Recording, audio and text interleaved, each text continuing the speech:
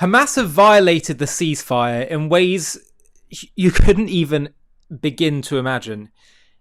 I just wanted you to watch this clip that Israel's just put out, and they had certain requirements that they had to stick to, including delivering bodies of hostages, both alive and dead, and not attacking anymore. Have a watch of this, because what they did, because they couldn't retrieve all the dead bodies, is beyond appalling. From the lower floor of a building in Gaza, a body bag is hurled out of a window, landing in a pit of dirt below. Inside that bag are the partial remains of a hostage the IDF recovered 2 years ago. Watch closely. 3 Hamas operatives with shovels in their hands begin throwing dirt on top of the body bag, creating a shallow grave to cover it up. Moments later, a bulldozer drives in. It lifts that same body, now with a layer of dirt on top of it, as if they've just discovered it. The performance continues as Hamas presents the remains to the Red Cross, pretending this was an actual genuine recovery. But it was all staged. Hamas was supposed to return the remains of our 13 hostages nearly 2 weeks ago. Instead, they cheated Israel, they cheated President Trump, they cheated the United States, and they cheated the world, breaking trust, a firm commitment, and the very deal they pledged to uphold. It was determined the partial remains belonged to Ofir Sarfati, a 27-year-old who was murdered in Hamas captivity after being kidnapped from the Nova Music Festival. Ofir was celebrating his 27th birthday on October 7th, 2023, with his partner and friends that horrific day when he was shot and wounded. The IDF rescued his body from Gaza in November of 2023, where he was later buried in Israel by his family. In March of 2024, additional remains of Ofir were returned to Israel for burial. Hamas has kept his family in a horrific loop, making it now the 3rd time they will need to open Ofir's grave and rebury him. You should also know that an Israeli reservist soldier was recently killed in an attack carried out by Palestinian terror operatives against troops stationed in the Rafah area of the southern Gaza Strip on Tuesday. That was yesterday. The attack took place during this ceasefire, which began a few weeks ago, and the IDF, as a result, launched a series of significant strikes, quote unquote, in response, saying it targeted dozens of terror targets and operatives, including commanders in Hamas and other terror groups. Now, after that, Israel said, we've now restored the ceasefire again. But I want to show you what President Trump had to say about this, because this is quite interesting what his thoughts are on this. Sir, could we get your reaction to Israel striking in Gaza again? Well, as I understand it, they took out an Israeli soldier. I just heard about it a little while ago. They killed an Israeli soldier, so the Israelis hit back, and they should hit back. When that happens, they should hit back. So do you think does that worry you about the ceasefire? Does that jeopardize the ceasefire in any way? Nothing's going to jeopardize. You have to understand, Hamas is a very small part of peace in the Middle East, and they have to behave. They're on the rough side, but they said they would be good, and if they're good, they're going to be happy, and if they're not good, they're going to be terminated. Their lives will be terminated, and they understand that. And we have many countries that are willing to do that. You know, we have many countries, even Japan today, said we'd love to be involved in the Middle East and we can help you by sending anybody, by sending people, including experts. But we have many countries that would do that, not just Israel. No, that's a very strong piece. Hamas is a small thing, but they kill people. They grew up killing people, and I guess they don't stop. But nobody knows what happened to the Israeli soldier, but they say it was sniper fire, and there was retribution for that, and I think they have a right to do that. I suppose part of the problem as well is that you can't really have a ceasefire for as long as Hamas are able to do this.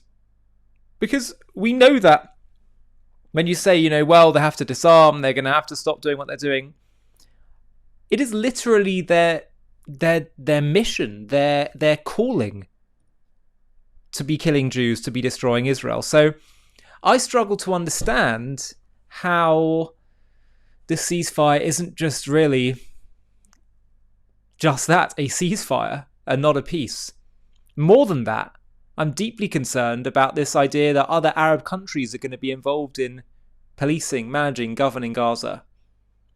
What if, as it will likely be, especially with all those terrorists released, it becomes a terror network again? Israel's going to have to go in. Does that going to now mean that Israel's going to be going to war against these other Arab countries? The whole thing's a bit of a mess. In my mind, Israel's leadership should have said Gaza belongs to the Jewish people. We tried giving it to the Palestinians, quote unquote, and they showed us what they're all about. They're just about destroying the Jews. That's what it's always been about.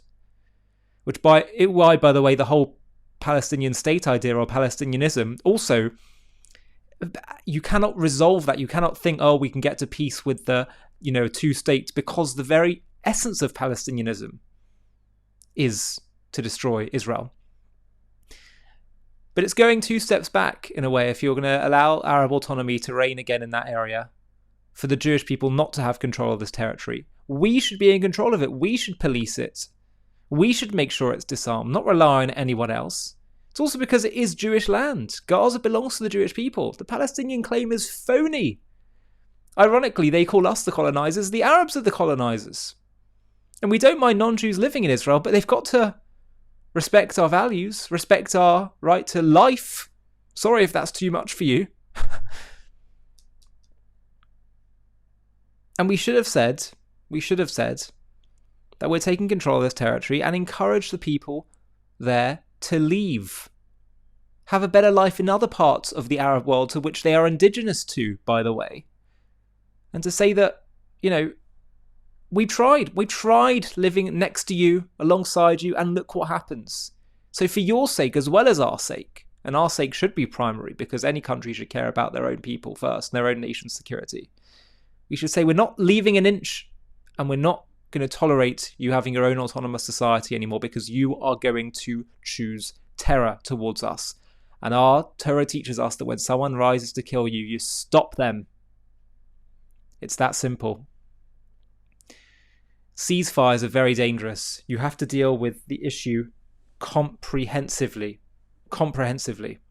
And I fear that we haven't done that yet. I'm concerned, especially with the release of all these terrorists. When you do that, we know what happens. You incentivize terrorism and you release all these radicals back into a society that's already deeply leaning towards radicalism. You need to know the truth. The truth is you cannot reconcile Palestinian statehood or Palestinianism with the right of the Jews and the right of Israel to live. If you haven't already seen it, you need to see our documentary called The Invention of the Palestinians, how a nation was created to destroy another. I'll show you the trailer now. And if you want to watch it, just click below in the video description. The Palestinians. We have been told they are an ancient people fighting for their homeland which has been stolen from them. This narrative has fueled decades of conflict, painting Israel as an occupier of stolen land. But what if this identity is not of an ancient nation, but a modern, cynical invention? A political construct designed not to build a state, but to dismantle the Jewish one. In this JTV Plus documentary, we're going to uncover the truth behind the creation of the Palestinian identity, how it was forged in the fires of pan-Arabism, absent in historical records until strategically rebranded in the 1960s by leaders like Egyptian-born Yasser Arafat to rally global opposition against Israel. We'll trace its roots from the Ottoman era, where Palestine was a region without a distinct people, through the pre-1948 years of Arab rejectionism, before focusing on the pivotal shift of the 1960s, when Arafat declared we should now be known as Palestinians, inventing symbols like the flag to mask genocidal aims. This wasn't about self-determination, it was about exploiting refugees, suppressing true aspirations under Arab rule, and perpetuating a war to destroy Israel. Join us as we debunk the myths of an ancient Palestinian nation, expose the strategic manipulation, and reveal how this construct has hindered peace while fueling hate. Fair but firm, this is the story of an identity weaponized, not for building a future, but for erasing one. To watch this JTV Plus documentary and access much more premium content, click on the link in the video description.